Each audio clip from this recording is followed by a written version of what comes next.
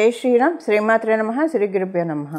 2025 సంవత్సరం అక్టోబర్ 24వ తారీఖు నుంచి 2025 సంవత్సరం నవంబర్ 2వ తారీఖు వరకు ఈ మధ్య కాలంలో ఏదైతే ఉందో అంటే 24వ తారీఖు నుంచి 2వ తారీఖు వరకు ఖగోళంలో ఒక విశిష్టాంశం చోటు చేసుకోబోతుంది. గ్రహస్థితుల రీత్యా ఇదేంటంటే గ్రహమాలికా యోగం.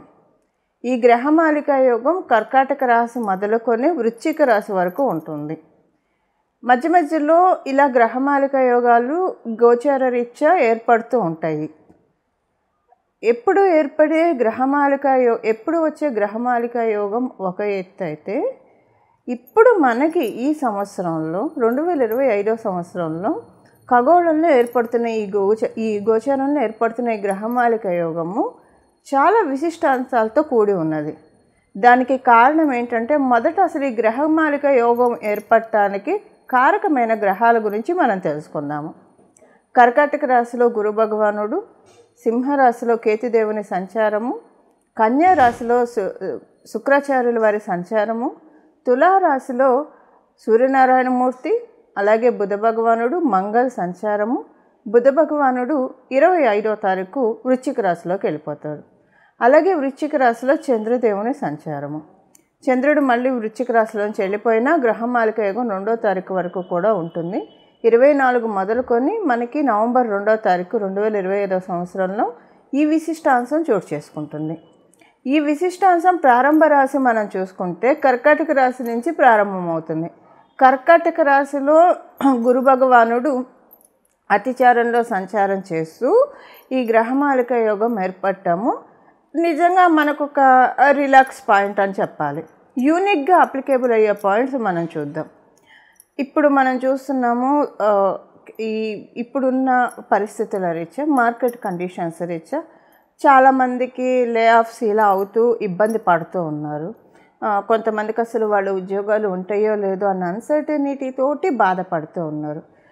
ఇలా బాధపడే వాళ్ళకి అదే కాదు, మామూలుగా కూడా వృత్తిరీత్యా ఎదుగుదల లేదు, బొదుగు లేని జీవితం అవుతుంది అన్న బాధపడే వాళ్ళందరికీ కూడా ఒక వరాల జల్లుని, అంటే ఒక చిన్న ఇంటర్వెల్, ఒక చిన్న బ్రేక్ ఇవ్వడానికి ఈ గ్రహమాలిక యోగము గోచారంలో భగవంతుడు కలగజేస్తూ ఉన్నాడు. ఇప్పుడు ఎవరెవరైతే ఈ కండిషన్స్లో ఇబ్బంది పడుతూ ఉన్నారో వాళ్ళందరికీ ముందు ఒక ఊపిరి తీసుకునే సమయం దొరుకుతుంది. అంటే అన్కండిషనల్ సిచ్యువేషన్స్ అన్నీ కూడా ముందు స్తబ్దుగా అయిపోతాయి, ఫ్రీజ్ అయిపోతాయి. అది ఫ్రీజ్ అయిపోయి ఇప్పటికైతే ఇబ్బంది లేకుండా కాపాడుతుంది. ఇప్పటికంటే నా ఉద్దేశం ఇక్కడి నుంచి ఒక 8 నెలల వరకు మనం తెలుసుకునే ఇప్పుడు మనం తెలుసుకునేది ఇది షార్టర్ పీరియడ్ ఆఫ్ టైం అయినా దీని ఇంపాక్ట్ ఒక 1 year వరకు ఉండొచ్చు కాక, లేదా 8 నెలల వరకు అయినా సరే కనీసం ఉంటుంది.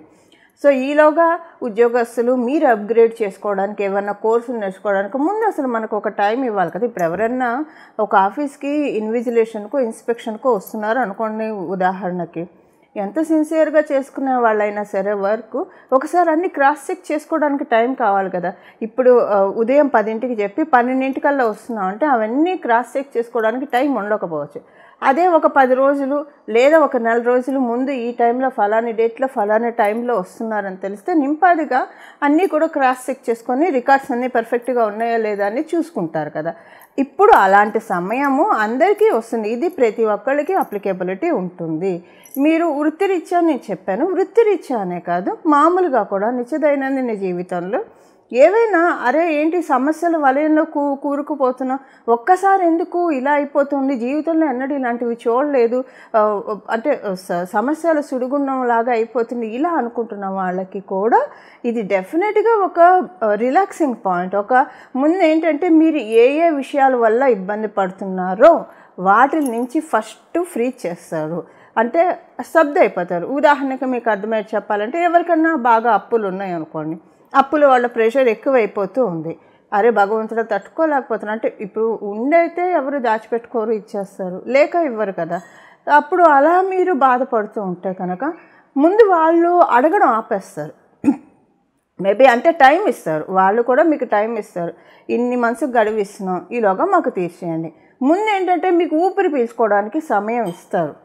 అది ఆగిపోతుందని అయితే చెప్పను, కాస్త ఊపిరి పీల్చుకొని ఈలోగా మీకు సమకూర్చుకోవడానికి కాస్త టైం అయితే గడువు అయితే ఇస్తారు. ఇది అంటే సమస్యలు ఏ రకమైన సమస్యలు మీకు అర్థం కావడానికి ఇది చెప్పాను. రకరకాల సమస్యల ఊబిలో అసలు ఈ భూలోకంలో పుట్టామంటేనే కర్మఫలం అనుభవించడానికే పుడతాం. మనం పాపకర్మ కావచ్చు, శుభ ఫలం కావచ్చు. అందువల్ల దేనివల్ల అయితే బాధపడుతూ ఉన్నారో వాటన్నిటి నుంచి గోచారంలో ఉన్నది ప్రతి ఒక్కరికి అప్లికేబిలిటీ ఉంటుంది. సో అందువల్ల ఏంటంటే చక్కగా అందరికీ కూడా ఇప్పుడంటే ఇది మీకు అర్థమయ్యేది చెప్పాలంటే ఒక వరల్డ్ కప్ మ్యాచే జరుగుతుంది అనుకోండి. ఎగ్జాంపుల్కి ఫైనల్స్కి భారత్ పాక్ వచ్చారనుకోండి, పాకిస్తాన్ వీళ్ళిద్దరు వచ్చారనుకోండి. ఇండియా గెలిస్తే దేశం మొత్తం ఎలాగైతే సంబరాలు జరుపుకుంటుందో, సెలబ్రేషన్ చేసుకుంటుందో, అలాగా ఇప్పుడు అందరికీ కూడా ఏదో ఒక శుభం జరుగుతుంది, మంచి జరుగుతుంది.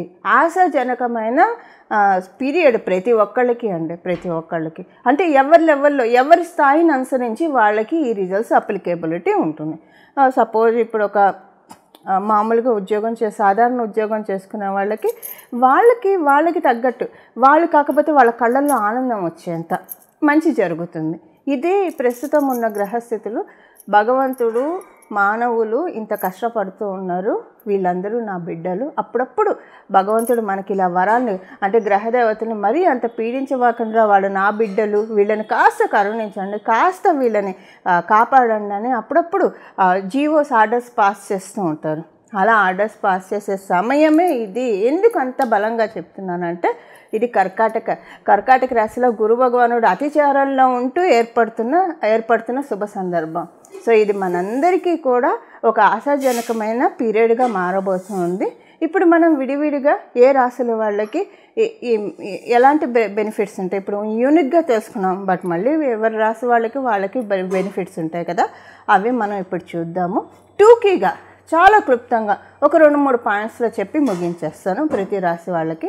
అలాగే ఏం పరిహారం చేసుకోవాలి. ఇప్పుడు మీ జన్మజాతకం బలంగా ఉంటే ఇది అసలు మీకు టర్న్స్ బాగా వస్తుంది. ఈ ఫలితాలు మీరు ఎక్కువగా చూస్తారు. అంటే ఇప్పుడు అనుకుంటాం కదా వీళ్ళకి ఈ పీరియడ్ నుంచి బాగా టర్న్ అయిపోయిందని మన సర్కిల్లో అనుకుంటూ ఉంటాం కదా, అలా ఉంటుంది. సో ఇది పెళ్ళి అవ్వక బాధపడుతున్న వాళ్ళు ఏ రకమైన సమస్య అయినా సరేనండి, మీకు జడంగా పట్టి వేధిస్తున్న సమస్యలు భగవంతుడు ఫ్రీ చేస్తున్నాడు. సపోజ్ ఉదాహరణకి పెళ్ళవక బాధపడుతున్నాం అనుకోండి, మంచి సంబంధం వస్తుంది, కుదురుతుంది, ఆటోమేటిక్గా అయిపోతుంది. అసలు అరే ఇన్నాళ్ళు అవ్వలేదు అనుకున్నంతసేపు పట్టలేదు, భగవంతుడి దయ వల్ల నిమిషాల్లో చేసాం. ఎప్పుడు చూసామో తెలియదు, ఈ సంబంధం ఎప్పుడు కుదిరిందో తెలియదు, ఎప్పుడు లగ్గాలు పెట్టుకున్నామో తెలియదు, ఎప్పుడు అయిపోయిందో తెలియదు. అంతా ఒక మాయలాగా అయిపోతుంది. ఈ మాయను కలిగించేదే విష్ణుమూర్తి, అమ్మవారు, పరమశివుడు మనందరికీ బ్లెస్సింగ్స్ని ఇస్తూ ఉన్నారు. నేను చివరిలో రెమెడీ చెప్తాను. ఈ రెమెడీ ఎందుకంటే పరిహారం ఎందుకంటే మీ జన్మజాతకం చాలా బాగా ఉంటే ఇది అసలు చాలా మంచి ఇంపాక్ట్ మీకు చూపిస్తుంది. మీ జన్మజాతకం యావరేజ్గా ఉందనుకోండి, అప్పుడు కూడా మంచి ఇంపాక్ట్ చూపిస్తుంది. మీ జన్మజాతకం అందుకోలేని ఇప్పుడు అంటారు కదా కాల్షియం డెఫిషియన్సీ ఏదైనా ఉంటే టాబ్లెట్స్ తీసుకుంటే శరీరం దాన్ని పీల్చుకోవాలి, అంటే దాన్ని తీసుకోగలగాలని, తీసుకుంటేనే మనకు అది పనిచేస్తుంది, ఏ విటమిన్స్ టాబ్లెట్స్ అయినా. అలా మన ఎవరిదైనా జన్మజాతకం బాగా వీక్గా ఉంటే అది తీసుకునే లెవెల్లో ఉండడానికే ఈ పరిహారం. సపోజ్ ఇప్పుడు ఏమైనా టాబ్లెట్స్ రాసి ఇచ్చినప్పుడు గ్యాస్ రాకుండా కూడా ఒక టాబ్లెట్ ఇస్తారు కదా, ర్యాంటాక్ లాంటివి ఇస్తారు కదా. సో ఎందుకంటే మళ్ళీ ప్రాబ్లమ్స్ రాకుండా. ఇప్పుడు పరిహారం ఎందుకంటే మీరు అబ్జర్వ్ చేసుకోవడానికి, ఒకవేళ జన్మజాతకం బాగోలేని వాళ్ళు అబ్జర్వ్ చేసుకోవడానికి, బాగున్న వాళ్ళకి ఇంకా ఎక్కువగా వరాన్ని అందుకోవడానికి, వీటన్నిటికీ. సో ఎక్కువ వస్తే ఏమన్నా చేదండి, మంచి ఫలితాలు ఎక్కువ వస్తే ఏమన్నా చేదా. అలాగా ఇప్పుడు మనము ప్రతి ఒక్క రాశి వాళ్ళకి 2-3 పాయింట్స్లో ఏ ఫలితాలు వస్తాయో చెప్తాను. అలాగే చివరిలో పరిహారం చెప్తాను. మీరు ఇప్పటివరకు ఏ పరిహారం చేసుకోకపోయినా ఇప్పుడు మటుకు ఈ పరిహారం చేసుకునే తీరండి, అస్సలు విడిచిపెట్టకండి. ఖచ్చితంగా చేసుకోవాల్సిన పరిహారం ఇది. అప్పుడు మన అందరికీ కూడా సన్మంగళాలు జరుగుతాయి. సరేనండి. ఇప్పుడు మనము ఒక్కొక్క రాశి వాళ్ళకి ఎలాంటి ఫలితాలు ఉంటాయో చూద్దాం. మకర రాశి మీకు సప్తమ స్థానంలో ప్రారంభమవుతుంది గ్రహమాలిక యోగం. సప్తమ స్థానంలో ప్రారంభమైన గ్రహమాలిక యోగం మీకు లాభస్థానంలో ఎండ్ అవుతుంది, లాభస్థానం వరకు కొనసాగుతుంది. సప్తమ లాభస్థానాల్లో జరుగుతూ మధ్యలో ఉన్న ఈ రాశులు చాలా మంచి ఫేస్లో ఉన్నారు. మకర రాశి, మకర లగ్నంలో పుట్టిన వాళ్ళు ఏ విషయంలో మంచి ఫేస్లో ఉన్నారంటే ఆర్థిక పురోభివృద్ధి. ఇది మీరు ఉద్యోగస్తులైనా వ్యాపారస్తులైనా ఎవరైనా సరే ఆర్థికంగా ఎదుగుతారు. ఇక్కడ మనకి లాజికల్గా మనం చూస్తే ఆర్థికంగా ఎదుగుతున్నారంటే అభివృద్ధి ఉన్నట్టే. అభివృద్ధి ఉంటేనే కదా మీకు ఎదుగుతారు. ఇప్పుడు ఉదాహరణకు ఒక ఉద్యోగస్తులకి ప్రమోషన్ వస్తేనే కదా శాలరీ పెరిగేది. అలాగా ఒక వ్యాపారస్తుడికి వ్యాపారం పెరిగితేనే కదా డబ్బులు వచ్చేది. అలాగా మీ ఫైనాన్షియల్గా మీ స్థాయి ఒక స్టెప్ ముందుకు వెళ్ళబోతూ ఉంది, ముందుకు వెళ్తూ ఉంది. అంటే గత ఒక మకర రాశి వాళ్ళ వరకు మనం తీసుకుంటే 2025 నుంచి అంతా అసందిగ్ధ వాతావరణంగా ఉంది. ఏది మీకు అర్థం కావడం లేదు. ఆరోగ్య సమస్యలతో, ఆరోగ్యం కావచ్చు, ఫైనాన్షియల్గా కావచ్చు, కెరియర్ వైజ్ కావచ్చు, అంతా ఒక అంటే మీకే అనిపిస్తూ ఉంటుంది ఇది నేను చేస్తున్న కరెక్టేనా కాదా, అంటే మనం చేస్తున్న పని ఇంకా ఏమన్నా మార్చుకోవాలా, లేదంటే దీన్ని సెటరేట్ చేసుకోండి. ఇప్పుడు నేను చేస్తుంది కరెక్టా కాదు. ఇప్పుడు సపోజ్ ఒక ఉద్యోగంలో ఉన్నాను అనుకోండి, అక్కడ మీకు ఎందుకు అసంతృప్తి ఉంటుంది, ఇందులో కంటిన్యూ అవ్వాలా వద్దా, అసలు ఏం తెలియట్లేదు, ఒక చాలా కన్ఫ్యూజన్ స్టేట్లో ఉన్నాను అని అనుకునే డెఫినెట్గా మకర రాశి మకర లగ్నంలో పుట్టిన వాళ్ళు 2025 నుంచి ఇప్పటి వరకు కన్ఫ్యూజన్ స్టేట్లో ఉండని వాళ్ళు ఉండరు. మరీ మీ జన్మజాతకం మహాబలంగా ఉంటే అప్పుడు అంటే ఏంటంటే అప్పుడు మీరు స్ట్రాంగ్ పర్సన్స్గా ఉంటారు. అప్పుడు కన్ఫ్యూజన్ వచ్చినా దాని మీద వర్క్ చేస్తారు, దీన్ని ఎలా మనం అధిగమించాలని చెప్పి. ఇప్పుడు ఒక నానుడు ఉంది కదా, ఒక మంచి స్ట్రాంగ్ పవర్ ఉన్న మనిషికి కష్టము కొండంత కష్టం కూడా గడ్డిపోచలా చూస్తారు. అదే ఒక వీక్ పర్సన్కి వచ్చే కష్టము గడ్డిపోచ కూడా కొండంతలా భావిస్తారు. సో అది మనలో ఉన్న స్ట్రాంగ్నెస్ని బట్టి ఆధారపడి ఉంటుంది. సమస్య పెద్దదా జటిలమా చిన్నదా. సో మీకు జటిలంగా ఉన్న సమస్యలు ఎలా సాల్వ్ చేసుకోవాలి అవే ఆలోచిస్తారు. అది ఫైనాన్షియల్గా కావచ్చు, ఆరోగ్యపరంగా కావచ్చు, ఏ రకంగా అయినా సరే. వాటిలో ఇప్పుడు ఏంటంటే మీరు కొంచెం వాటిల్లోంచి మీకున్న సమస్యల్లోంచి బయటపడతారు. ఈ కన్ఫ్యూజన్ స్టేట్ అయితే తొలగిపోతుంది, మీకు క్లారిటీ వస్తుంది. రైట్, ఇలా ఉంటే మనకంతా బాగా ఉంటుంది. ఒక క్లారిటీ రావాలండి, కన్ఫ్యూజన్స్ లేకుండా క్లారిటీ వస్తే అంతా బాగా ఉంటుంది. ఇప్పుడు మీకు క్లారిటీ ఇస్తూ ఉంది నేచర్, డెస్టినీ. అది క్లారిటీ ఎలా ఉంటుంది, మీకు యాక్సెప్టబుల్గా ఉంటుందా లేదా మీకు నాట్ యాక్సెప్టబుల్గా ఉంటుందా అనేది మన చేతుల్లో లేదు. బట్ డెస్టినీ క్లారిటీ అయితే డెఫినెట్గా ఇస్తుంది. అయితే ఇక్కడ ఏంటంటే డెస్టినీ ఇచ్చే క్లారిటీని మనం పట్టుకొని వెళ్తే మనకి తెలియదు ఒక్కొక్కసారి మనకేం కావాలో. ఇప్పుడు మీకు చెప్పాలంటే మనకి చిన్నప్పుడు పౌష్టికాహారం తల్లే పెడుతుంది. అంటే పిల్లల్ని వెళ్ళి తినమంటే మట్టి ముద్దలు ఏరుకొని తింటారు, ఇంకోటి ఏరుకొని తింటారు, ఇంకోటి ఏరుకొని తింటారు. సో అలా కాదు కదా, అది అంటే తెలియదు కాబట్టి తింటారు. కానీ తల్లికి తెలుసు ఏం పెట్టాలి పిల్లలకి, ఏం పెడితే వాళ్ళు పౌష్టికాహారం లభిస్తుంది, చక్కగా ఎదుగుదల ఉంటుందో తల్లికి తెలుస్తుంది. మరి మన తల్లికే, బయోలాజికల్ మదర్కే అంత తెలిసినప్పుడు మనం కూడా తల్లుల మెగర, అంటే తల్లులు అయిన వాళ్ళ గురించి నేను మాట్లాడుతున్నాను, మనకే అంత తెలిసినప్పుడు ఒక పిపీల కాలం, మనం ఒక బ్రహ్మాండంలో ఒక పిపీల కాలమైన మనకే అంత తెలిసినప్పుడు ప్రకృతి మాతకి ఎంత తెలియాలి. ప్రకృతి మాత నిర్దేశించే మార్గం డెఫినెట్గా మనకి ఆమోదయోగ్యంగానే, ఒక్కొక్కసారి మనకి ఇష్టం లేని పనులు కూడా మనం చేయాల్సి వస్తాం. కానీ విచిత్రంగా అలా చేయడం వల్ల మనకి బాగుంటుంది. సపోజ్ ఎవరైనా ఒకళ్ళు అసలు మొదటి నుంచి ఉద్యోగమే, నాకు నెల తిరిగేసరికి ఇంత సాలరీ నా అకౌంట్లో ఉండాలి, వ్యాపారం వద్దు, డబ్బులు వస్తే రావో అనుకున్న వాళ్ళు నేను చాలామందిని చూశాను. అనుకున్న వాళ్ళు అనుకోకుండా ఒక దశలో వాళ్ళకి ఇష్టం లేకపోయినా బిజినెస్లోకి వచ్చి చక్కగా బ్రహ్మాండంగా రాణించారు. అంటే మనకి ఇష్టం లేని వాటికి మనం తల వంచుతున్నాం అని అనుకోకూడదు. అవే మనకి వరమే, మనల్ని కరుణిస్తాయని. ఎప్పుడైనా అలా బాగా ఇష్టం లేని వాటిల్లోకి మనం చేస్తున్నామంటే డెస్టినీ మనకి అక్కడ వరాన్ని ఇస్తుంది కాబట్టే, ప్రకృతి మాత వరాన్ని ఇస్తుంది కాబట్టే. సో ఇవి మకర రాశి మకర లగ్నంలో పుట్టిన వాళ్ళకి గ్రహమాలిక యోగం ఇచ్చే ఫలితాలు. పరిహారం ఇప్పుడు చూశారు కదా, మీ రాశి వాళ్ళకి ఏ ఫలితాన్ని ఇది ఇవ్వబోతుందో. ఇప్పుడు పరిహారం చూద్దాం.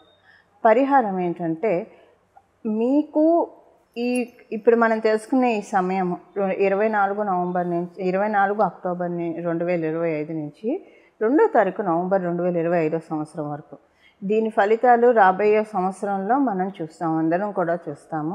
దానికి బీజం ఇక్కడి నుంచి పడుతుంది. సో మీరు ఈ సమయంలో మీ ఇష్టదైవాన్ని ప్రతిరోజు కనీసం ఒక అరగంటన్నా ధ్యానించాలి. అది మ్యాండేటరీ. మీరు ఏ సమయం అన్నా తీసుకోండి, ఒక నామజపం చేయండి. ఉదాహరణకి మీకు రామచంద్రమూర్తి అంటే ఇష్టం అనుకోండి, జై శ్రీరామ్ అని మనసులో ధ్యానించుకోండి, లేదా రామభద్రాయ నమః అనుకోండి, రామచంద్రాయ నమః అనుకోండి. మీకు గణపతి ఇష్టం అనుకోండి, గణేశాయ నమః గణేశాయ నమః గణేశాయ నమః అని జపించుకోండి. మీకు అమ్మవారు ఇష్టం అనుకోండి, శ్రీ లలితాంబాయ నమః లలితాంబాయ నమః లలితాంబాయ నమః అని స్మరించుకోండి. ఇలా మీకు ఏ దైవం అయితే ఇష్టమో ఆ దైవం యొక్క నామస్మరణ రోజుకు ఒక అరగంట ఖచ్చితంగా నామస్మరణ కట్టి మీరు ఏ స్థితిలో ఉన్నా చేసుకోవచ్చు. కాకపోతే స్నానం చేశాక శుచిగా చేసుకుంటే ఇంకా మంచిది. లేదు మీకు కుదరలేదు, ఆఫీస్ హడావుడి పరిగెత్తుతున్నారు, భగవంతుడు భావాన్ని మాత్రమే చూస్తాడు, వీళ్ళు నాకు పూజ చేయాలనుకుంటున్నారు కానీ సమయాభావం వల్ల వీళ్ళు చేయలేకపోతున్నారు, అప్పుడు కూడా మీరు మనసులో జపించుకోవచ్చు. ఇప్పుడు మీరు ఒక ఆఫీస్కి వెళ్ళేప్పుడు ఒక బైక్ మీదో, లేదా మీ వ్యాపార స్థలానికి వెళ్ళేప్పుడు కారులోనో బైక్ మీదో, లేదా ఎంఎంటీ ఏదో ఒకటి పట్టుకొని వెళ్తారు కదా, అప్పుడు మీరు వెళ్ళేప్పుడు ఫోన్లు అవి చూడకుండా మనసులో భగవంతుని ధ్యానించుకోండి, ఏదో ఒక నామాన్ని జపించుకోండి. అసలు ఏ నామం జపించుకోవాలో మాకు తెలియట్లేదు, మీరే మాకు సూచించండి అని మీరు కనుక నన్ను అడిగితే, ఇది గురు భగవానుడి ద్వారా ఏర్పడుతుంది కాబట్టి ఇప్పుడు నేను ఒక నామం చెప్తాను. ఇది ప్రతిరోజు ఒక అరగంట జపించుకోండి. మీరు కుదిరితే స్నానం చేసిన వెంటనే దీపారాధన చేసుకొని అక్కడే పూజ గదిలో కూర్చుని ఒక అరగంట చేసుకోగలిగితే మంచిది.